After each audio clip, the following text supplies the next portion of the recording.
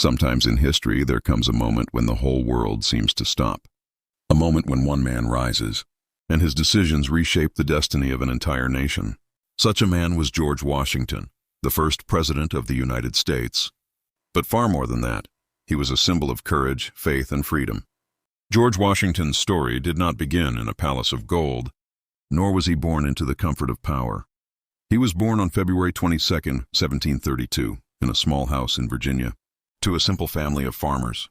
He grew up working the land, learning honesty, hard work, and humility. But deep within him lived a dream of freedom. When Washington was young, he joined the British Army.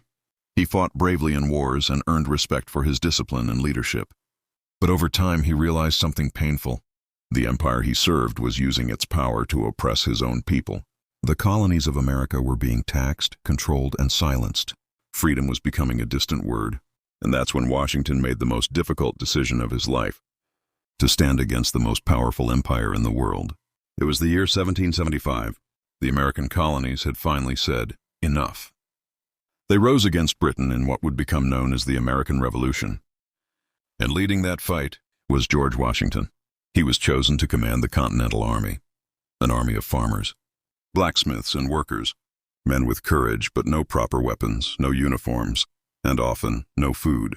Washington faced defeat after defeat. His soldiers froze in the snow, starved in the fields, and many lost hope. But Washington never gave up. He walked among his men, shared their pain, and reminded them, we are not fighting for land or gold. We are fighting for freedom, for the right to live as men, not slaves. One of his most famous moments came at Valley Forge, where the American army suffered through a brutal winter. Many soldiers died, many deserted, but Washington stayed. He stood tall in the storm, praying every night for strength. His faith and endurance turned despair into determination, and that spirit, that fire of freedom, began to spread like wildfire across the land. Then came the turning point. In 1781, at Yorktown, with the help of his French allies, Washington surrounded the British Army and won the final battle. The impossible had happened. A group of farmers had defeated the greatest military empire on earth. America was free. When victory came, people wanted to make Washington their king. But do you know what he said? He refused. He said, I did not fight a war to become a king. I fought so that no man would ever rule another. Those words echo through history as one of the greatest lessons in leadership and humility.